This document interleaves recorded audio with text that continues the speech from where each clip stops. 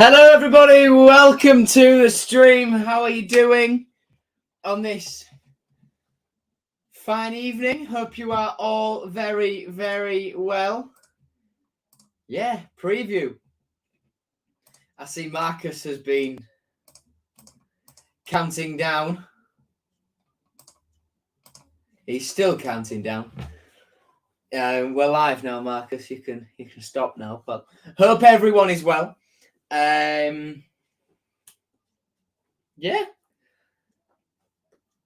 I hope you're all doing okay. Hi, Jeff. Hi, Ben. He's still counting down. How you doing, Marcus? I've been talking to you prior to this anyway. But yeah, how are you, Paul? How are you, Paul?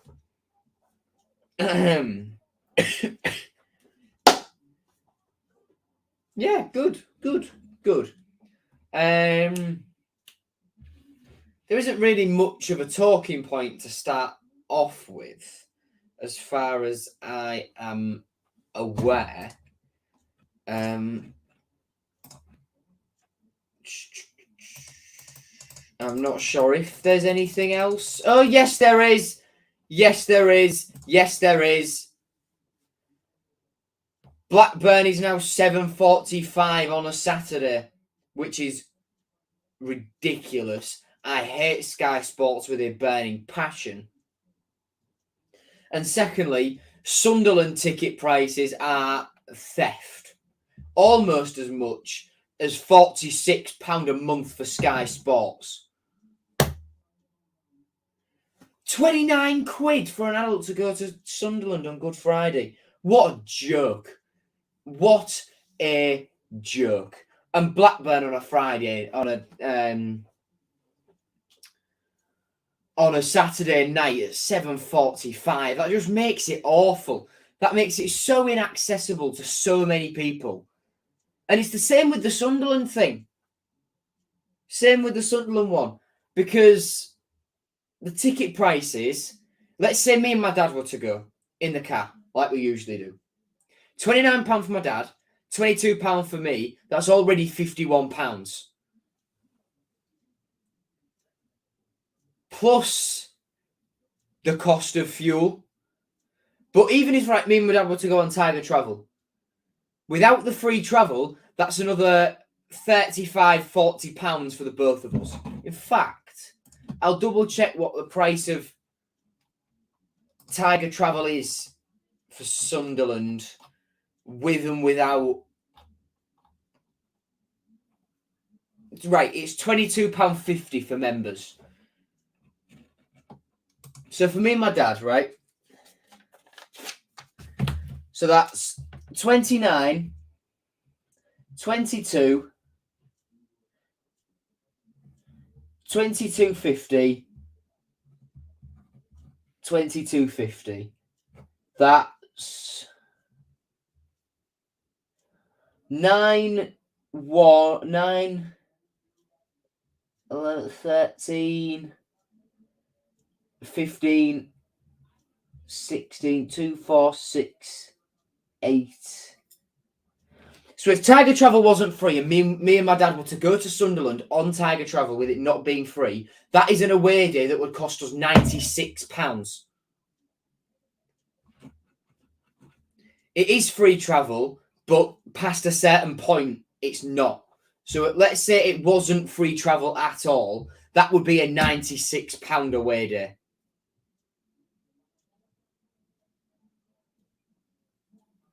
It's complete theft by Sunderland. 20 is plenty. And, I've got a bank statement here. I've got a bank statement here, which came through the door today, which I haven't opened. I'm also struggling to open the envelope, which is its own thing. But, right, if that £96 were to come out of my bank account, there would be not enough in there.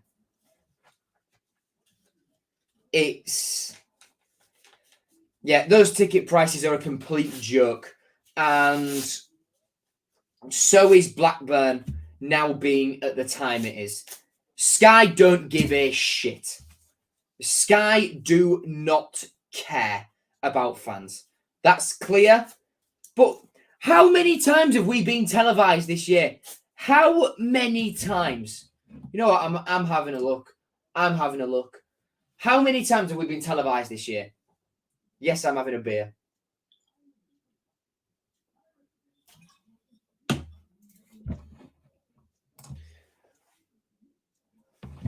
How many times have we been televised this year?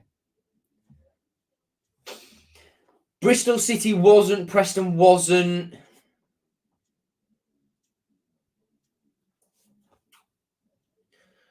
Burnley wasn't. West Brom wasn't. Coventry wasn't. QPR. Was QPR? No. Sheffield United was. It's on a Sunday. Swansea was.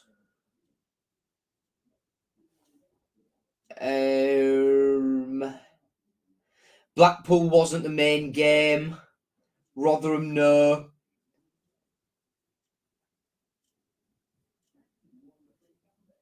Cardiff, we were on telly.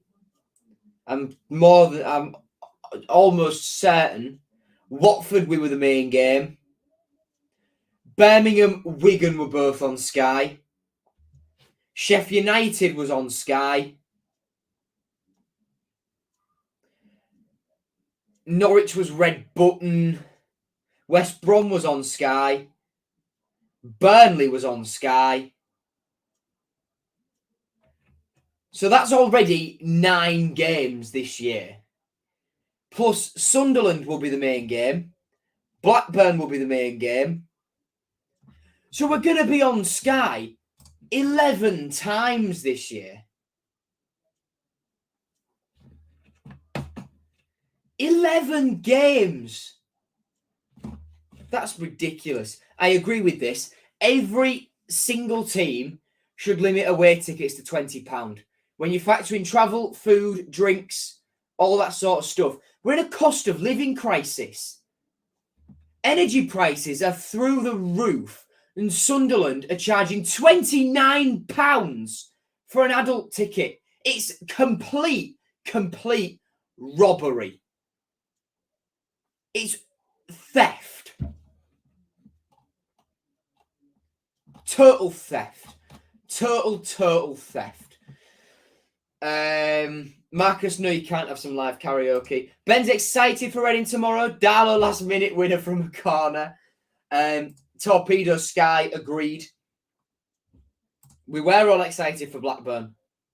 Sunderland, Blackburn and Luton were the 3 away games I was going to do up to the end of the season. Sunderland is ridiculously expensive now. Reading, tickets for me would have been £8. But for Sunderland, 22. That's a complete farce. It's a complete farce. How come I could go to one stadium that's 3 hours away and pay £8 for a ticket, yet I could go to another stadium that's 2 hours away and pay 22? It's a complete joke. This is everything wrong with modern football. Ticket prices through the roof.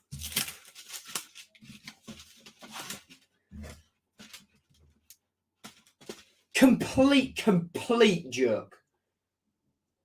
Sky don't care about fans either. And yeah, exactly that. Swansea was a 12:30 kickoff. Hull to Swansea is a solid 5 or 6 hour drive. And they put that as the main game on Sky on a Saturday lunchtime. It's a complete joke. Like last week, I made a big point on the preview about how the game on a Sunday kicking off at 12 o'clock was Norwich City versus Sunderland. A drive, Norwich to Hull or Hull to Norwich, is at the very least 4 hours. because of the fact it's all A roads across the Humber Bridge. And if you don't go across the Humber Bridge or along the A roads, you go in 62, 18, A1, and then pulling onto those A roads, and that adds about another hour to your journey. And for Sunderland, that would have been at least a 6.5 hour drive down to Norwich for a 12 o'clock kickoff. Sky don't give a shit. Can I give your cousin Martin a shout out? Yes, I can. Hello, Martin. Hope you're well. Vatican, hello. How you doing, Owen? All right, mate? Nathan Teller, baby. Hello, Leo. Joe, would I rather have Malik Wilkes up front or a one-legged lizard? Well, Malik Wilkes. And exactly that, Mark. Exactly that. Sheffield United wasn't in Sky's hands, to be fair. It was moved because Sheffield Wednesday were at home on the Saturday. Well, yeah, they could have moved Sheffield Wednesday, though, couldn't they? But no, it's more logical to put the Championship game, isn't it, for viewership? Yeah. And yeah, that one is out of their control. It could be that one does have to be moved. But yeah, even the old git prices are out of range. Yeah, seniors are £26 for every single. There was an interview with a woman on LBC a couple of months ago. She said, for every day that Liz Truss was in power, she lost £1,000 out of her pension pot. And Sunderland are charging £26 for someone over 65 to go and watch a game of football on Good Friday. Complete joke. Joe, make sure you get a well-paid job. Yeah, some of those ticket prices are ridiculous, aren't they? And if we're in the Premier League, they're only going to be higher. I did Norwich, awful game for midweek. If it was Saturday, then fine. But midweek at Norwich, yeah, it's crap, isn't it? Bournemouth and Southampton next season, more bum numbers. Yeah, they'll charge loads, and it's way down. There better be free travel at some point, and those distant games, grounds which I will do once and probably never go to again, those are the grounds which better be free travel, or if they're not, that I'm going to prioritise when planning away days. Because I've done a lot of the grounds close to me now. Close to us here in Hull, I've done the 2 Sheffield grounds. I've been to Barnsley. And if we go over to Lancashire, I've been to Preston twice. I've been to Wigan. I've done in Greater Manchester. I've done the Etihad and Old Trafford. Back into Lancashire, I've done Blackpool. I've done...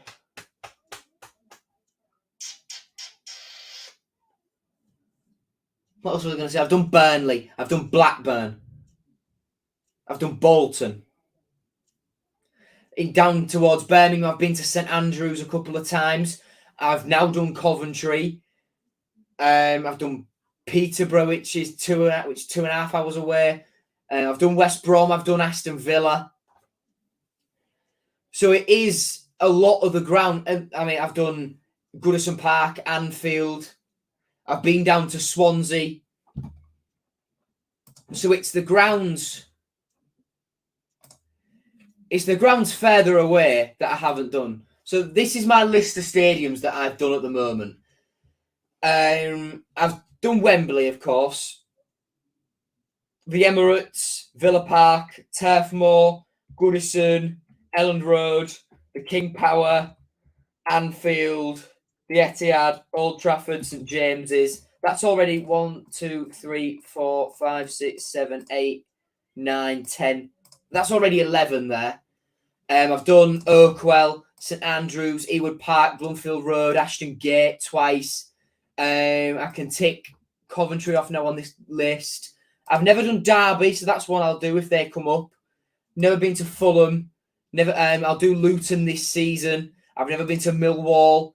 I've never been to Loftus Road or the Select Car Leasing. I've been to Bramall Lane. I've not ticked that off yet. I've done the Bet365. I've done Swansea.com. Been to the Hawthorns. I've been to Bolton. I've been to Rotherham, Sheffield Wednesday, Sunderland. I've done a lot of grounds. In the Premier League at the moment, the only ones I haven't done are, I think, Brentford, Brighton, Chelsea, Crystal Palace, Southampton, Tottenham, West Ham, Wolves, Bournemouth, and Fulham, I think. But no, I've done a fair amount of grounds. But next season, I will have to prioritise, if I'm ticking grounds off, the Vitality, Cardiff City Stadium, down to Luton at Kenilworth Road or wherever they might be next year, QPR, Reading, these sorts. Whereas I've already done the closer ones, and Sunderland ticket prices are that ridiculous already. I never went to Griffin Park, which was a real shame. I've never been to an England game. It's an ambition of mine. I really want to do an England game at some point. Leeds away, I will just have to do. It's a rite of passage. Whenever we play Leeds away, you just have to do it. It's as simple as that. We'll have a whopper if Everton or Leeds come down the huge stadium or biggest rivals of Post, Pierce and Tigers. Birmingham and Wigan were class. Relegated Prem opposition next season will be tougher than this season. Agreed. I've already tipped that one. QPR, awful away day. Tomorrow it'll be my 9th away day of the season. Honey Sinners win twice. Went to England 21s at the MKM. In hindsight, I wish I'd done that. Yeah, anyway, let's move on to team news, where Louis Coyle is available for the trip to Berkshire after coming off due to injury versus Burnley. Ryan Woods and Cyrus Christie could also return from their injuries. Matt Ingram, I've left his injury out there for some reason, and Aaron Connolly, toe, will return after the international break. Benjamin Tete, Nathan Baxter and Vaughan Coville are the only unavailabilities.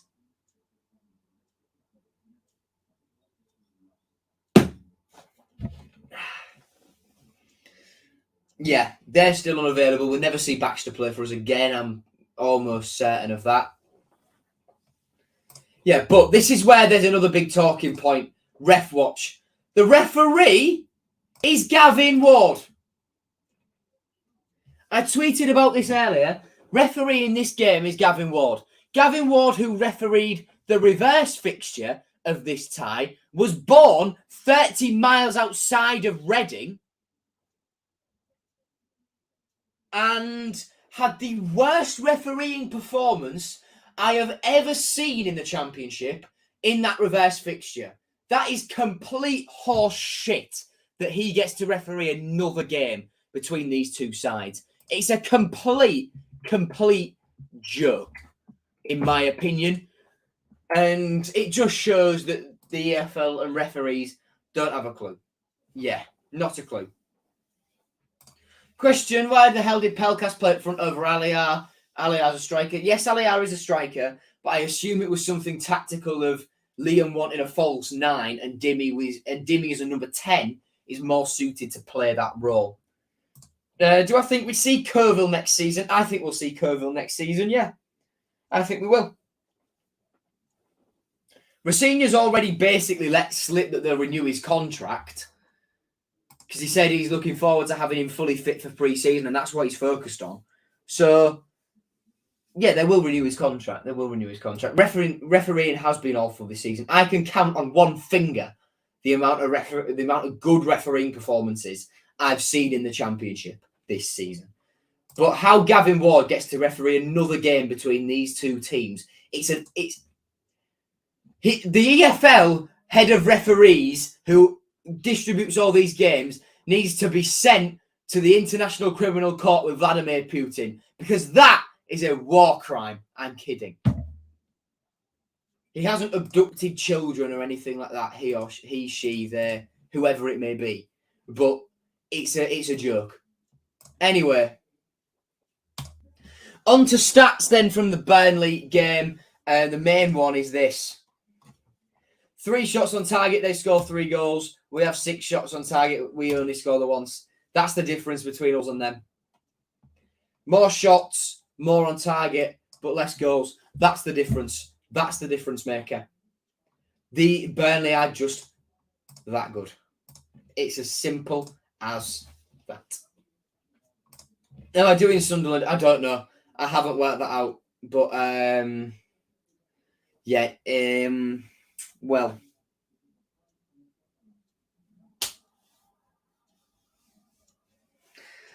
with those ticket prices, it's certainly not encouraging me when I can sit home and watch it on Sky, which as a household we pay a lot of money for anyway. Plus, it kicks off at 5:30. So then it's finished by 7:30. By the time we get out, that's 8. By the time we get home, it's 10:30. Then I've got to edit everything. Yeah, no. The more I think about it, the less I'm thinking of doing Sunderland, especially with those ticket prices and with it kicking off at 5:30. Blackburn's a different one, but it might well be the case that I only do Reading. Not Reading, that I only do Luton to the back end of this season, because the way that Sky and Sunderland have handled the ticket prices and the game scheduling is a complete farce, in my opinion. 7:30 p.m. on a Saturday. Who's gonna watch that? That's prime time TV. People will be watching Ant and Dec Saturday Night Takeaway or Britain's Got Talent or whatever other shit there is on BBC One.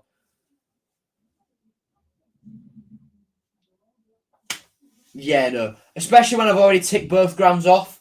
I'm not in a massive urge now due to one kicking off at 7:45 on a Saturday and the other one costing £22 for a 17-year-old to go to the game. I'm not optimistic. I won't be optimistic of your chances of getting a matchday vlog for those games. Do Blackburn for me. Oh, yeah, it's your birthday, innit, Leo?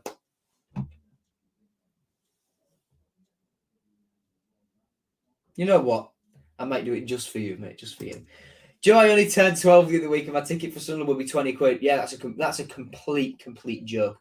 The fact they've just generalised under 16 all in one, not broken it down like 2 to 10 or like City do, and then 11 to 15 and then 16, 22, then adult, then senior.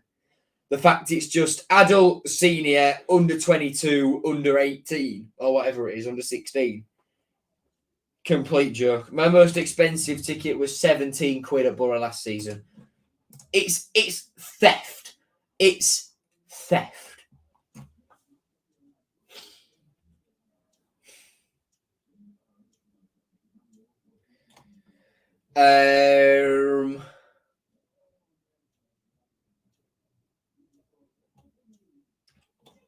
Just let me double check what it is. So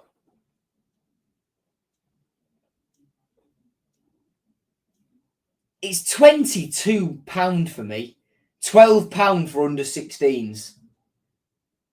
So that means a 15-year-old who is going to be 16 the next day is paying the same amount as a 7 or 8-year-old. That doesn't sit right. That doesn't sit right at all. Not at all.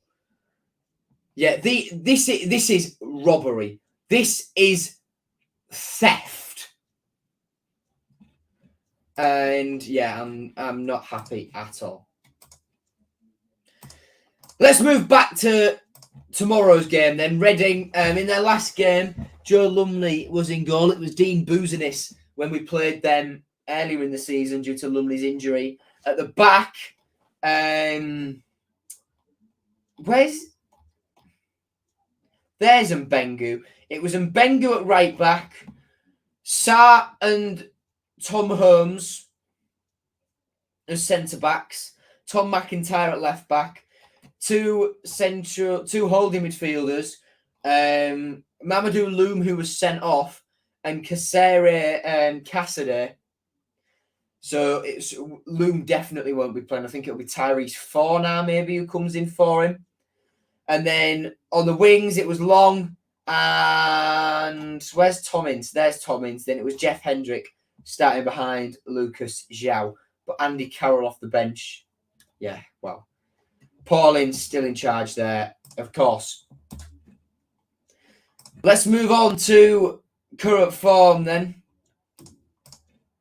Where should we look at ours or Reading's first? I think we'll look at Reading's. And when we look at the league table, I'll tell you something else about Reading that you may or may not have heard. 1, 2, 3, 4, 5. So, Reading in their last 5 beat Blackpool 3-1, lost 5-0 to Middlesbrough. Then have lost their last 3 on the bounce by a goal, losing 1-0 to Sheffield United, 1-0 to Millwall, and 2-1 to Blackburn. Us, a 0 draw with Preston, defeat to Bristol City, beat West Brom, drew with Coventry, and then lost to Burnley. But now let's move on to the league table, where we are just above Reading by 2 points. But they're on the verge of yet another points deduction. It will be another 6 points deducted, which will leave them on 38 points. At the moment, that would leave them 3 points outside of the relegation zone. So, yeah, Reading, they could be absolutely shafted by the fact they don't know how to manage money.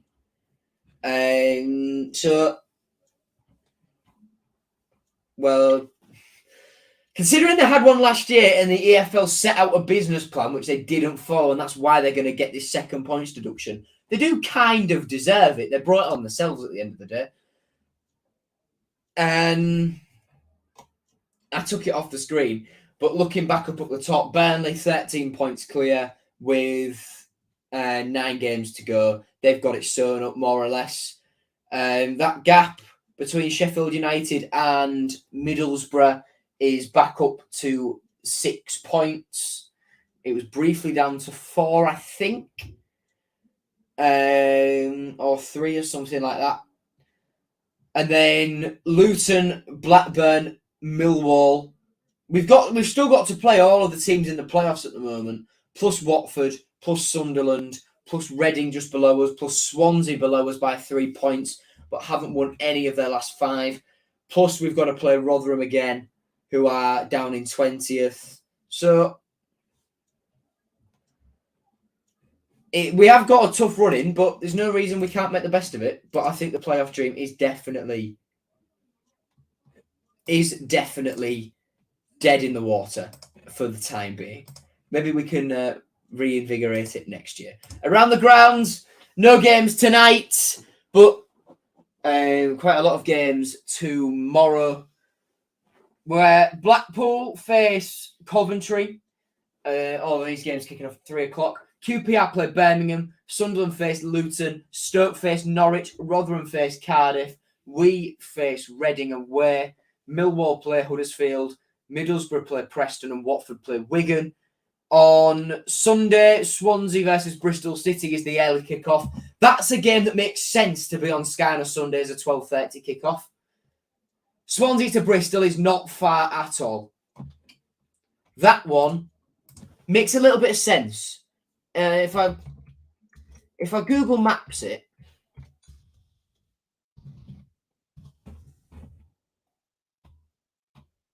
you know what? I'll share this screen while I do it, because the 2 other games have been postponed due to the FA Cup and being rescheduled and what have you. So let's go from. So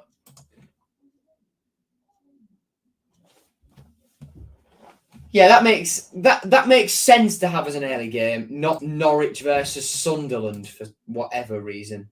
We're wrong with my stash. Great.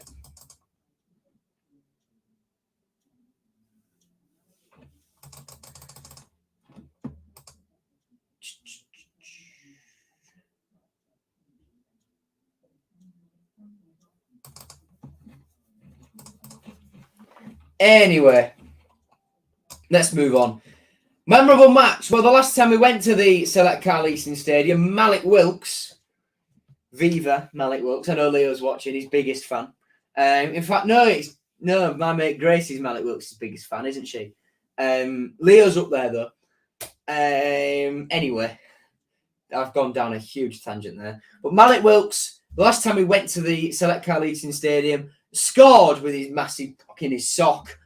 But that's not what I've gone for memorable match. I've gone for 3-0 win at home last season. And I believe this was the game that secured our survival. Don't know for sure. Can't remember. I think it might have been. Because did we play Bristol City the next week? Yes, we did, didn't we? And got battered 5-0. Right, anyway, our team that day, but firstly, King Lewis Potter scored twice and Alfie Jones split those 2 goals. Baxter in goal. Jones, McLaughlin and Greaves the back 3. Coyle and Fleming the wing backs. Midfield 3, Honeyman, Smallwood, Slater, Lewis Potter and Syed Manesh up top together. Bench, Ingram, Elder, Doherty, Tom Eaves, Ryan Longman, Deshaun Bernard and Marcus Force with Shota Avaladze in charge. I'm his biggest fan by far. I'll see what Gracie says about that. Last time out then, it was pain. Liam Rosenior's first home game, 2-1 defeat. Took the lead through Jacob Greaves. Yaku Mete levelled it about 20 minutes later. Then Ryan Longman.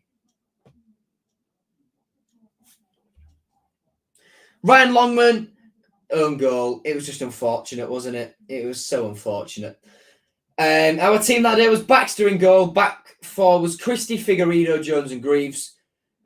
Midfield 3 was Seri, Woods and Slater, with Doherty and Longman wide, and Demetrius Pelkas as a false 9, or it might have been Longman up front, don't know, can't really remember. It was the bench, Ingram, Coyle, Elder, Tufan, Dokan Sinek, Sean McLaughlin and Tyler Smith in what was Liam Rosenior's first home game as Hull City manager. And then the record, which, you know what, is quite decent. Since our 3-0 defeat to them, which was a candidate for memorable match, by the way, in 2018, we've only lost to them once, and that was earlier this season where we were the much better team. So, you know what? I think, on the back of that, I am, you know what, quite optimistic. Really, really quite optimistic. And we'll move swiftly on, coming to the end of the preview now, to shared shirts. I'm varying them up now. I've got new graphics for some of them, not all. And I've gone for Paul McShane. Don't sell McShane. Super Paul McShane. I just don't think you understand. If you sell McShane, Super Paul McShane, you'll have it right on your hands. Don't sell McShane. Super Paul McShane. Yeah, quality. Great servant to the club. Initially joined us on loan in 2008. That was made permanent pretty soon after. Across the loan spell and his permanent spell here, 136 appearances, 5 goals.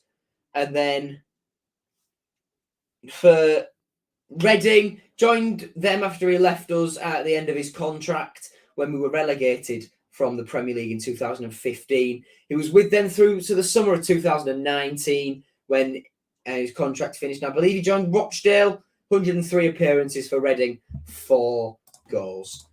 Paul McShane, what a ledge. Predicted team then? In Rosenior's 4-3-3 or Diamond or whatever it may be. In goal, Carl Darlow, always believing. Right back, I think Cyrus Christie will come in. Centre-backs, Alfie Jones and Sean McLaughlin. And left back, the skipper, Jacob Greaves. I think he will come in for this game. Holding midfield, Seri, 2 centre-mids, Tufan and Slater. On the right, Ebiowi. On the left, Aliyah Syed Manesh. And up top, Oscar Estupinian. The bench, Lotta Tyler, Coyle, Elder, Doherty, Traore, Pelkas, and Xavier Simons. Yeah, that's my predicted team. I think Traore will drop out. I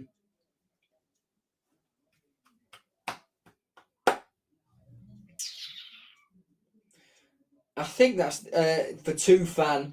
Elder dropping out for Greaves. Coyle for Christie. I think that's the only change. And Dimmy for Oscar. Couple of changes in there for me. Leah remembers meeting Paul McShane in Leeds City Centre when he was buying boots at Sports Direct. He didn't just have them supplied to him. Weird.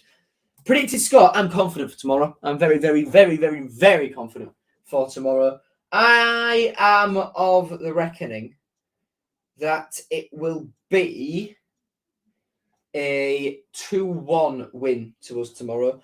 Goals from Oscar and Malcolm Ebiowi off the mark for us this season. Thank you for watching, everyone. Take care. Please don't turn up at my door after that Google Maps accidental leak. Yeah, see you soon. Take care. And goodbye.